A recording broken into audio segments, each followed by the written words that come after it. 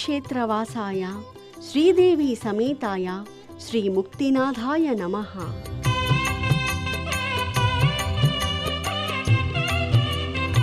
ముక్తినాథ్ సాలగ్రామం ఉత్తర భారతావనిలో ఉన్న 4 స్వయం వ్యక్త క్షేత్రాలలో ముక్తినాథ్ ఒకటి. ఇక్కడ భగవంతుడు చిన్న శిలలుగా లభిస్తాడు.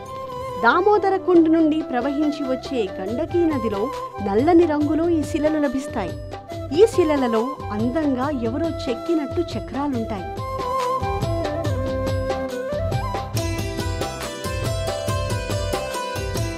పైకి గుండ్రంగానో కోలగానో కనిపించే ఆ శిలలు బరువు ఎక్కువగా ఉంటాయి.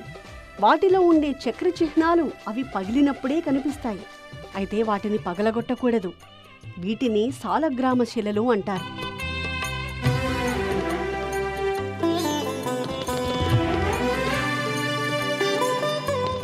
వీటిలో భగవానుడు స్వయంగానే ఉంటాడు అంటారు.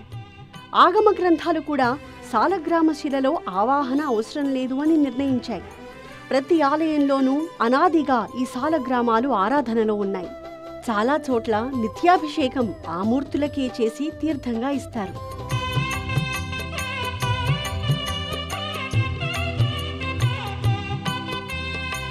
వీటికి ఉండే ఛిద్రాలను బట్టి ఆకారాలను బట్టి పేర్లు నిర్ణయిస్తారు.